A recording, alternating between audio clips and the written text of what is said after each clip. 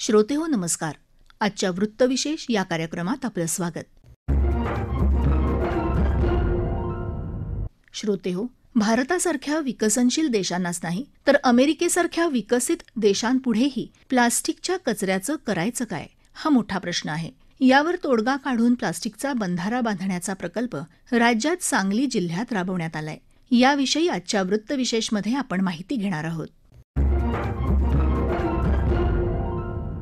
श्रोतेहो, प्लास्टिकचा वापर आपण कमी करू शकतो, पण प्लास्टिक दैनंदिन जीवनातून हद्दपार करणं आता अवघड झालंय. अलीकडच्या काळात कचऱ्यामध्ये सर्वाधिक प्रमाणात प्लास्टिक असतं. प्लास्टिकचं विघटन लवकर होत नाही, त्यामुळे पर्यावरणाला हानी पोचते. मात्र या प्लास्टिकचा विनियोग करण्याबाबत सांगली जिल्ह्यातल्या तासगाव तालुक्यातल्या आरवडे गावामधल्या लष्करी सैनिक सचिन देशमुख यांनी केलेलं संशोधन लक्षवेधी ठरलंय. टाकून दिलेल्या प्लास्टिकच्या बाटल्यांचा वापर करून सचिन देशमुख यांनी कमी खर्चात निर्माण केलेल्या बंधाऱ्यामुळे या गावातली पाणी टंचाईची समस्या कमी होईल. इतकंच नाही तर या भागातल्या विहिरींचा जलस्तर वाढायलाही मदत होईल. हा प्लास्टिक बंधारा नेमका कसा उभारण्यात आला याविषयी माहिती देत आहेत या बंधाऱ्याचे संशोधक सैनिक सचिन देशमुख. हा जो डॅम आहे तो एक जगातील पहिला प्लास्टिकचा डॅम आहे आणि मी पूर्णपणे कॉन्फिडेंटली सांगू शकतोय की हा फक्त भारतातील नव्हे तर जगातील प्लास्टिकचा जो पॉल्युशन प्रॉब्लेम आहे या प्रॉब्लेमला सॉल्व्ह करण्यासाठी फार महत्वपूर्ण भूमिका येणाऱ्या दिवसामध्ये 100% निभावेल अशी मला पूर्ण खात्री आहे. आता सगळ्यात महत्वाचं काय आहे की प्लास्टिक एक जगापुढे फार मोठी समस्या आहे. 2018च्या जे काय सेंट्रल पोल्युशन कंट्रोल बोर्ड आहे त्यांच्या जे काही ऍडवायझरी वगैरे जे आहे दुनिया पुढे मांडलेली होती त्यानुसार आपल्या इंडियामध्ये 26,000 टन प्लास्टिक दर दिवशी क्रिएट होत होतं. आता कोरोनामध्ये सुद्धा प्लास्टिकची जे काही पोल्युशन जे काही प्रमाण आहे ते अजून वाढलेलं आहे आणि आता सध्याला बघितलं तर ते अप्रॉक्सिमेट 30,000 टनाच्या वरती दररोज प्लास्टिक क्रिएट होत असणार अशी मला पूर्णपणे खात्री आहे. बरं, आता हे प्लास्टिकवर कंट्रोल करण्यासाठी आज गव्हर्नमेंट बॅन करतं किंवा बरेच काही उपाययोजना करतं, परंतु आज प्लास्टिक एक रिक्वायरमेंट आहे. आपण जे समजतो की बाबा की प्लास्टिकला आपण बॅन करू, पण ते कॅरी बॅग वगैरे आपण हे बॅन करू शकतोय. आज बेकरी आयटम त्याला कसं बॅन करणार आपण? किंवा आपण जे मॉलमध्ये जातो किंवा किराणा मालाच्या दुकानमध्ये जातो तिथं जे काही प्लास्टिक तुम्हाला दिसतं, जे काही पॅकिंग मध्ये असतं, मग ते एक वेगवेगळे मॅगी वगैरे हे पॅकेट असेल किंवा चॉकलेटचे पॅकेट असेल, डिटर्जंटचे पॅकेट असेल, यांना आपण बॅन नाही करू शकत आणि हे ऍक्च्युअली पोल्युशनचा पार्ट आहेच ना. मग ह्या प्लास्टिकला आपण फक्त कॅरी बॅग वगैरे बॅन केलं म्हणून काय आपण समाधान झालो असं नाही. त्यामुळे आज ह्याच्यावर सोल्युशन असणं इम्पॉर्टंट आहे. बरं, आता जे काही सोल्युशन्स आहेत ते काय काय आहे तर बाबा की एकतर ते इंजेक्शन मोल्डिंग मशीन ही टेक्नॉलॉजी आहे किंवा प्लास्टिकचा रोडमध्ये वापर करणं आहे किंवा पायरोलिसिस प्रोसेस आहे. तर मी काही दुसऱ्या टेक्नॉलॉजींना काही मी कुठं पॉईंट आउट करणार कारण त्याही त्या पद्धतीनं रोल निभावतात, पण कुठं तर सिग्रिगेशनचा इश्यू आहे, कुठं तर भविष्यात जे मायक्रो प्लास्टिक क्रिएट होईल किंवा एक कॉस्ट इफेक्ट आहे हा विषय आहे. तर बरेच काही ना काही तर लिमिटेशन आहे. नाहीतर 2014ला स्वच्छ भारत अभियान चालू केलं, आजपर्यंत तो विषय कंप्लीट व्हायला पाहिजे होता प्लास्टिक सारखा. 2018ला किती मोठी मोहीम, आपण 5-5 हजार रुपये प्लास्टिकवर दंड केलं, पण तरी पण काय त्या गोष्टी झाल्या का? तर अशा पद्धतीनं हा प्रॉब्लेम आहे आणि मी जवळ ह्यावर 1 वर्ष रिसर्च फक्त या प्लास्टिकसाठी केलेला आहे. आता हे सगळं झाल्यानंतर मी काय केलं की बाबा की ह्या जे काही प्लास्टिक आहे त्या प्लास्टिकला कुठं तर सोल्युशन म्हणजे 100% सोल्युशन असलं पाहिजे आणि जसं लोक प्लास्टिकचा वापर करतात त्यांना कुठेही न टच करता त्याचं सोल्युशन मिळणं एक इम्पॉर्टंट गोष्ट आहे. हे डोक्यात ठेवून मी तशा 2 टेक्नॉलॉजी इन्व्हेंट केल्या. एक आहे की waste plastic product machine technology की ज्यामध्ये आपण प्लास्टिकला डायरेक्ट विदाउट सेग्रिगेशन मशीनमध्ये टाकू शकतोय आणि त्यापासून ब्रिक्स बनवू शकतोय किंवा माइलस्टोन बनवू शकतोय. आता त्या टेक्नॉलॉजीतून नुसार कोलकाता किंवा पुन्हा या ठिकाणी आपण त्यापासून ते ब्रिक वगैरे तयार करायला त्यांनी चालू पण केलेलं आहे. त्यांनी जवळजवळ 300 मीटर वगैरे अशा पद्धतीने त्यांनी फुटपाथ वगैरे असे पण तयार केलेले आहेत. ही एक टेक्नॉलॉजी आहे. पण आता हे टेक्नॉलॉजी झाली किंवा आता अवेलेबल असलेल्या ज्या मागाच्या 2-3 टेक्नॉलॉजी झाल्या त्यामध्ये लिमिटेशन आहे की ज्यामध्ये आपण नॉन बायोडिग्रेडेबल आणि बायोडिग्रेडेबल हे दोन्ही मटेरियल ज्या त्यामध्ये एकत्रच पडतं. मग आता त्या गोष्टींना सेग्रिगेशन करणं किंवा ते किचनमध्ये असलेलं प्लास्टिक आरडीबी मटेरियल त्यांच्यावर काय आपण करू शकतोय. त्यानंतर आपण भले ते सिमेंट फॅक्टरीना वगैरे ते देऊ शकतो, पण तिथं जे जळतं त्याचं पोल्युशन तर होतच ना. प्लास्टिक किती प्रकारचं 4 प्रकारचं पोल्युशन करतं. त्याला आपण वातावरण टाकलं तर ते जे लँड पोल्युशन करतं, पाण्यात टाकलं तर ते वॉटर पोल्युशन होतं. कितीतरी मराईन लाईफ त्यावर अफेक्टेड आहे आता सध्याला एन्व्हायरमेंट. आणि तसंच ठेवलं तर भूमी प्रदूषण पण होतं आणि जाळलं तर एअर पोल्युशन होतं आणि स्वतः प्लास्टिकवर पोल्युशन आहे ते कितीतरी गटारी वगैरे ब्लॉक करतं हे माहिती आहे. मग मी काय केलं की बाबा की ह्या प्लास्टिक पोल्युशनवर उपाय म्हणून मी प्लास्टिक डॅम हा कन्सेप्ट तयार केला. हा कन्सेप्ट 2014ला दिमागमध्ये आला आणि मी 2015ला त्याचं पेटंट रजिस्टर केलं. त्यानंतर 2019 पर्यंत मी कंटिन्यू पुन्हा रिसर्च कंटिन्यू चालू केला आणि 25 ऑक्टोबर 2019 साली आरवडेमध्ये आपण ह्या प्लास्टिक डॅमचं कन्स्ट्रक्शन करायला सुरुवात केली.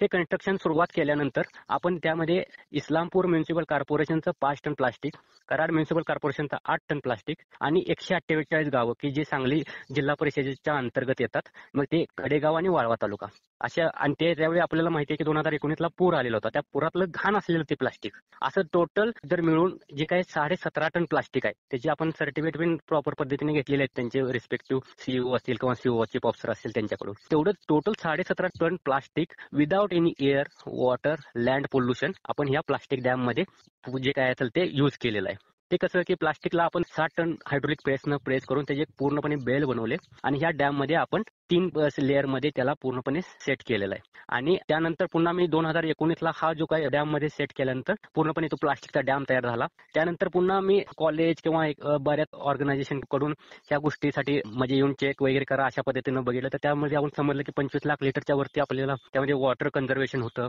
आणि प्लास्टिकचं एक सोल्युशन पण होतं. मग श्रोते हो, प्लास्टिकचा बंधारा तयार करण्यासाठी निवडलेलं आरवडे गाव तसंच तिथल्या स्थानिकांनी दिलेलं सहकार्य, वापरलेलं तंत्रज्ञान, बंधारा यानंतरच्या पुढच्या योजना याविषयी माहिती देत आहेत या बंधाऱ्याचे निर्माते सैनिक सचिन देशमुख. मी जवळजवळ 4 वर्ष त्यावर परत रिसर्च केला आणि बाबा की त्याचे जे काय म्हणजे 8-9 वेळा ते डॅम भरून देऊ, कारण थेरॉटिकली गोष्टी किंवा पेपरवरच्या गोष्टी किंवा त्या नॉलेज गोष्टी ह्या नवीन जे कन्सेप्ट आहेत त्या सर्व लागू पडतात अशा पद्धतीने नसतं. रिसर्चची एक भूमिका असते की त्याला जोपर्यंत समाधान होत नाही तोपर्यंत भले दुनियाचे कुठलेही कन्सेप्ट त्यावर लागू होत असले तरी पण ते त्या गोष्टीला कुठे काही इम्पॉर्टन्स राहत नाही. त्यामुळे मी पुन्हा शांत बसलो आणि 4 वर्ष पुन्हा कंटिन्यू रिसर्च केला की त्यामध्ये जे प्लास्टिक आहे त्याच्यावर काही फरक पडतोय का किंवा बाकी जे काय डॅमवर काय इफेक्ट होतोय का. तर जवळजवळ ते डॅम आहे ते स्कीमच्या पानानं 3-4 वेळा भरलेलं होतं आणि पावसाच्या पानानं एक 7-8 वेळा भरलेलं होतं अशा पद्धतीनं. आणि लोक पण त्या आजूबाजूचे जे काही शेतकरी आहेत ते पण खुश आहेत. त्यांनी पण बऱ्यापैकी आम्हाला बाईट वगैरे दिले किंवा ऑनलाईन पाठवून देत होते. तर त्या अकॉर्डिंग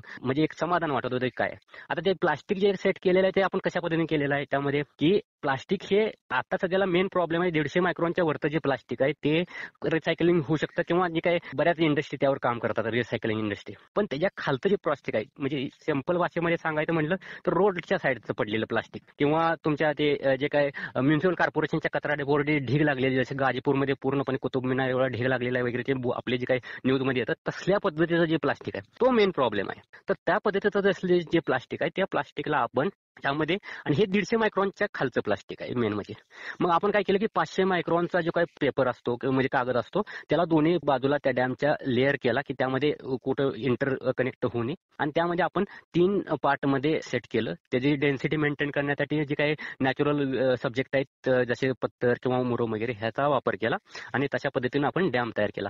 आता जो काही उद्घाटन व्हायला लागले तो जो डॅम आहे त्या डॅम मध्ये आपण जवळजवळ 17.5 टन प्लास्टिक त्यामध्ये इस्तेमाल झालेला आहे. आणि आता सध्याला लोक जर कोणाला येऊन त्यामध्ये बघून त्यात प्लास्टिक आहे का किंवा ह्या ज्या गोष्टी बघायच्या तर त्यासाठी आम्ही वरच्या बाजूनं अजून क्लोज केलेलं नाही. पण ह्या इनॉग्रेशन झाल्यानंतर 5-6 महिन्यानंतर आम्ही ते वरनं पण क्लोज करून तो डॅम कम्प्लीट जगापुढे आम्ही आणणार आहे. आता हे झालं सगळं संशोधन. आता ह्यानंतर भविष्यात आपण काय करायचं तर हा एक महत्वाचा आहे. तर इम्पॉर्टंट आहे की बाबा की आता माझं मेन टार्गेट आहे की मी जर बाबा 15 ते 20 दिवसाच्या मध्ये 2 कॉर्पोरेशन आणि 148 गावांना जर मी प्लास्टिक फ्री करू शकत असलो तर मी एक सिटी घेऊ शकतोय आणि त्या सिटीला किंवा गव्हर्नमेंट देत असेल तर ती पण मी ऑपॉर्च्युनिटी घेऊ शकतो. कारण एक रिसर्च एक टेक्नॉलॉजी आहे ती टेक्नॉलॉजीच अशी गोष्ट आहे की एक माणूस सगळ्या जगाला हलवून सोडू शकतोय. आणि आज जे काही इम्प्रुव्हमेंट केले ते टेक्नॉलॉजीच्या जोरावर केलेलं आहे. तुमच्या ताकद पैसे हे कुठेही सुद्धा कामाला येत नसतात.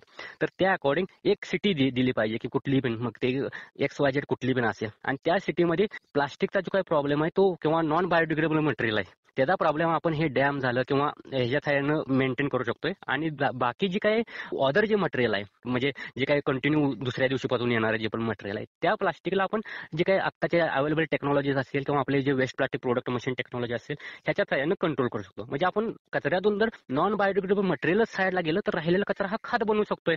आणि त्यामुळे एक स्वच्छ भारतच्या अंतर्गत ही जी काही आपण दुसऱ्या देशांच्याकडे बघतोय की बाबा हे देश क्लीन आहे तर आपल्या इंडियाला पण आपण 100% क्लीन करू शकतोय. फक्त एवढंच आहे की मला गव्हर्नमेंट करून जेवढ्या लवकर हेल्प होईल तेवढ्या लवकर मी त्या गोष्टी बऱ्यापैकी क्रॅक करू शकतो.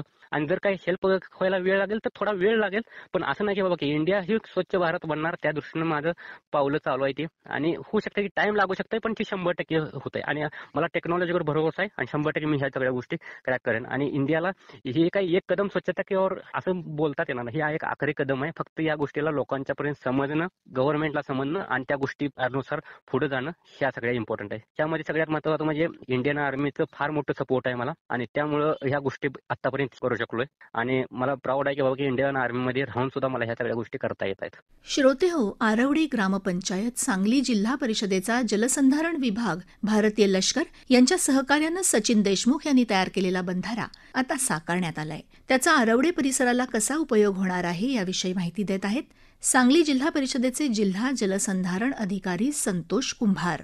आरवडे तालुका तासगाव या ठिकाणी आज जगातला पहिला प्लास्टिकचा बंधारा, त्या बंधाऱ्याचं उद्घाटन झालेलं आहे, आत्ताच नुकतंच पार पडलेला आहे. हा बंधारा 17.5 टन प्लास्टिक वापरून, जे वेस्ट मटेरियल होतं, जे टाकाऊ होतं, जे पुराच्या पाण्यामधून आलेलं होतं 2019 साली, त्याचा वापर करून या ठिकाणी बंधारा बांधण्यात आलेला आहे. हा साधारण 50 फूट लांबीचा बंधारा आहे आणि याची उंची साधारणतः 2.5 मीटर आहे. या बंधाऱ्यामुळे 2 मीटर पाण्याची उंची वाढलेली आहे आणि ॲव्हरेज 1 मीटर उंची वाढलेली आहे. ॲव्हरेज पाणीसाठा सर्वसाधारण बघितलं तर 25 लाख लिटर पाणी या ठिकाणी पिकासाठी उपलब्ध झालेलं आहे. या बंधाऱ्यामुळे आसपासच्या विहिरीमधली पाण्याची पातळी 1 मीटरने वाढण्यास मदत होणार आहे आणि या बंधाऱ्यामुळे जवळपास 17.5 टन प्लास्टिकची समस्या ही संपुष्टात आलेली आहे. हा जो बंधारा बांधण्यात आलेला आहे, हा अतिशय कमी खर्चामध्ये बांधण्यात आलेला आहे. या बंधाऱ्याच्या साधारणतः 2019 साली बांधण्यात आलेला आहे आणि आज 2023, साधारणतः 4 वर्ष वातावरणातील बदलाला, ऊन वारा पाऊस, हा बंधारा टिकलेला आहे हे आपल्याला पाहायला मिळालेलं आहे.